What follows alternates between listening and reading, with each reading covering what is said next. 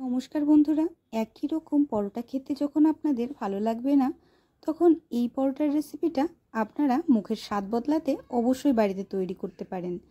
আজকে আমি চিজ পরোটার রেসিপি আপনাদের সাথে শেয়ার করব। এই চিজ পরোটাটা বানাতে যতটা সহজ, খেতে কিন্তু ততটাই সুস্বাদু। আর আপনি যদি এই চিজ পরোটাটি বাড়িতে তৈরি করে বাড়ির সকলকে বানিয়ে খাওয়ান, তাহলে বাড়ির সবার কাছে কিন্তু বারবার রিকোয়েস্ট আসবে এই পরোটাটি তৈরি করার জন্য। তবে চলুন রেসিপিটা শুরু করি। রেসিপিটা শুরু করার আগে আপনাদের বলছি, ভিডিওটাকে একদম স্কিপ না করে শেষ পর্যন্ত দেখার জন্য।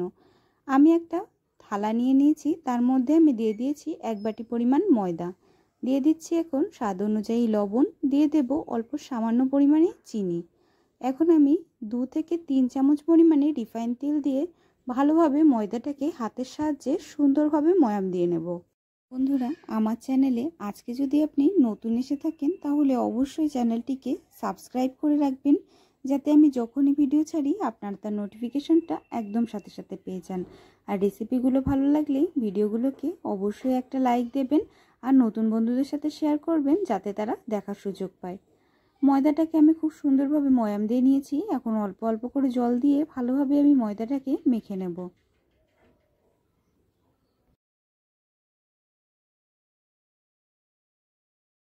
অল্প অল্প করে জল দিয়ে আমি ময়দাটাকে খুব ভালোভাবে মেখে নিয়েছি। এখন আরও কিছুক্ষণ আমি ময়দাটাকে ভালোভাবে হাতের সাহায্যে মেখে নেব।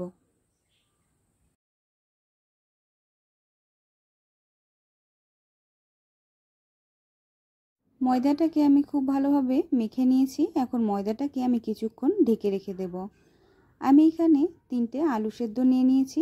আলুগুলোকে আমি আগের থেকে সেদ্ধ করে নিয়েছিলাম। আর এইখানে আমি নিয়ে নিয়েছি কুচনো পেঁয়াজ আর কুচি করে কেটে রাখা কাঁচা লঙ্কা। সেদ্ধ করে রাখা আলুটাকে আমি গ্রেটারের সাহায্যে ভালোভাবে মিহি করে গ্রেট করে নিচ্ছি। আমি সম্পূর্ণ আলুগুলোকে ভালোভাবে গ্রেটারের সাহায্যে গ্রেট করে নেব। আমি সমস্ত আলুগুলোকে গ্রেটারের সাহায্যে ভালোভাবে গ্রেট করে নিয়েছি। এখন আমি দিয়ে দিচ্ছি কুচি করে কেটে রাখা কাঁচা লঙ্কা, দিয়ে দিচ্ছি কুচনো পেঁয়াজ, দিয়ে দিচ্ছি স্বাদ অনুযায়ী লবণ, দিয়ে দিচ্ছি অল্প সামান্য পরিমাণে ধনে গুঁড়ো, দিয়ে দিচ্ছি অল্প সামান্য পরিমাণে মিট মশলা, আর দিয়ে দিচ্ছি অল্প পরিমাণে চিকেন মশলা। এখন সমস্ত মশলা দেওয়ার পরে হাতের সাহায্যে আমি খুব ভালোভাবে আলুটাকে মেখে নেব। আলু সেদ্ধটাকে আমি খুব ভালোভাবে হাতের সাহায্যে মেখে নিয়েছি। আর ময়দাটাকে আমি কিছুক্ষণ ঢেকে রেখে দিয়েছিলাম, সেই ময়দাটার থেকে এখন আমি লেচি কেটে নেব। আপনাদের আমি আরেকবার মনে করিয়ে দিই, আমার চ্যানেলটা এখনও যদি আপনারা সাবস্ক্রাইব না করে থাকেন, প্লিজ আমার চ্যানেলটিকে সাবস্ক্রাইব করে বেল আইকন দাবিয়ে রাখবেন, যাতে আমি ভিডিও ছাড়লেই আপনারা নোটিফিকেশানটা একদম সাথে সাথে পেয়ে যান। তার জন্য অবশ্যই আপনারা বেল আইকনটা দাবিয়ে রাখতে ভুলবেন না।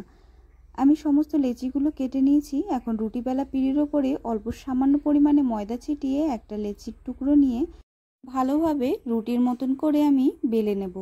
খুব বেশি পাতলা অথবা খুব বেশি মোটা করে আমাদের বেলা যাবে না, একটু মোটা রেখে বেলে নিতে হবে। তবে খুব বেশি মোটাও কিন্তু করা যাবে না। দেখুন বন্ধুরা, ঠিক এইরকমভাবে আপনাদের রুটিটাকে বেলে নিতে হবে। আমি একটা রুটি ভালোভাবে বেলে নিয়েছি। এখন উপর থেকে দিয়ে দিচ্ছি টমেটো সস। টমেটো সসটা দেওয়ার পরে আমি চামচের সাহায্যে টমেটো সস পুরো রুটির চারিপাশে ভেতরের দিকে ভালোভাবে লাগিয়ে দেব। বন্ধুরা, একই রকম রুটি পরোটা খেতে একদম যখন ভালো লাগবে না, তখন অবশ্যই এই রেসিপিটা বাড়িতে বানিয়ে ট্রাই করবেন। একবার যদি আপনারা এই পরোটাটা বাড়িতে তৈরি করেন, তাহলে কিন্তু স্বাদ সারা জীবন মুখে লেগে থাকবে।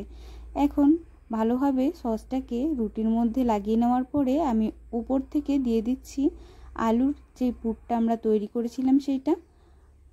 আলুর পুরটাকে ভেতরের থেকে ভালোভাবে আমাদের লাগিয়ে নিতে হবে চামচের সাহায্যে। অল্প অল্প করে আলু নিয়ে আমি ভালোভাবে চারিপাশ থেকে লাগিয়ে নিচ্ছি।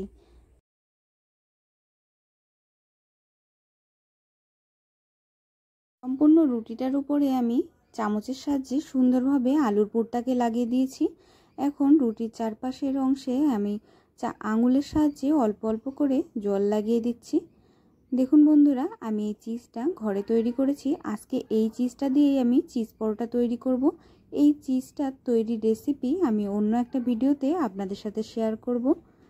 চিজটাকে এখন আমি একটা গ্রেটারের সাহায্যে গ্রেট করে পরোটাটার ভেতরে দিয়ে দিচ্ছি। বন্ধুরা, আপনারা এই পরোটাটাকে শুধুমাত্র চিজ দিয়েও তৈরি করতে পারেন, অথবা আমি যেই রকমভাবে তৈরি করছি এই রকমভাবেও তৈরি করতে পারেন।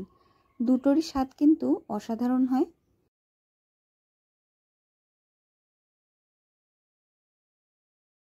আমি সম্পূর্ণ রুটিটার ওপরে সুন্দরভাবে চিজটাকে গ্রেট করে দিয়ে দিয়েছি। দেখুন, ঠিক এই রকমভাবে আপনাদের চিজটা গ্রেট করে দিয়ে দিতে হবে। এখন চিজ গ্রেট করে দেওয়ার পরে ওপর থেকে আমি আরেকটা রুটি দিয়ে ভালোভাবে ঢেকে দেব। চারপাশ থেকে অল্প করে চেপে চেপে আমি ঢেকে দিয়েছি, কারণ আগের থেকে আমি অল্প করে জল লাগিয়ে রেখেছিলাম।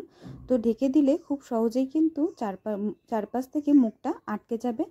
এখন চাটুর উপরে দেওয়ার পরে অল্প অল্প করে তেল দিয়ে আমি পরোটাটাকে সুন্দরভাবে এক পিঠ ভেজে নেব। আগে এক পিঠ ভালোভাবে পরোটার ভাজা হয়ে গেলে আরেক পিঠ উল্টে ভালোভাবে আমি পরোটাটাকে ভেজে নেব। পরোটাটির এক পিঠ ভালোভাবে ভাজা হয়ে গেছে, এখন আমি উল্টে দিচ্ছি, আরেক পিঠ আমি ভালোভাবে ভেজে নিচ্ছি। পরোটাটির চারপাশ থেকে অল্প অল্প করে তেল দিয়ে পরোটাটিকে একটু সময় নিয়ে ভালোভাবে আমি সুন্দর করে ভেজে নেব। দেখুন বন্ধুরা, কত সহজে কত কম সময়ের মধ্যে চিজ পরোটা ঘরে তৈরি হয়ে গেল, তাও একদম ঝামেলা ছাড়া। আপনারা দুই রকম পদ্ধতিতে চিজ পরোটা ঘরে তৈরি করতে পারেন। আমি একটা আলুর পুর দিয়ে তৈরি করেছি, আর একটা এমনি তৈরি করেছি শুধু চিজ দিয়ে। আপনারা শুধু চিজ দিয়ে অথবা আলুর পুর আর চিজ দুটো দিয়েই কিন্তু এই পরোটাটা তৈরি করতে পারেন। দুই রকমই খেতে অসাধারণ লাগে। দেখুন, আপনাদের আমি চিজ পরোটাটা কেটে দেখিয়ে দিচ্ছি। ভেতরে চিজের পুর কত সুন্দরভাবে গলে বেরিয়ে আসছে, কতটা সুন্দর লাগছে দেখতে, খেতে কিন্তু অসাধারণ হবে। রেসিপিটা ভালো লাগলে চ্যানেলটিকে অবশ্যই সাবস্ক্রাইব করে রাখবেন এমনই রেসিপি আরও দেখার জন্য। আপনারা সবাই খুব ভালো থাকবেন, সুস্থ থাকবেন। দেখা হবে পরের ভিডিওতে নতুন রেসিপি নিয়ে। ভিডিওটি প্রথম থেকে শেষ পর্যন্ত দেখার জন্য আপনাদের অনেক অনেক ধন্যবাদ।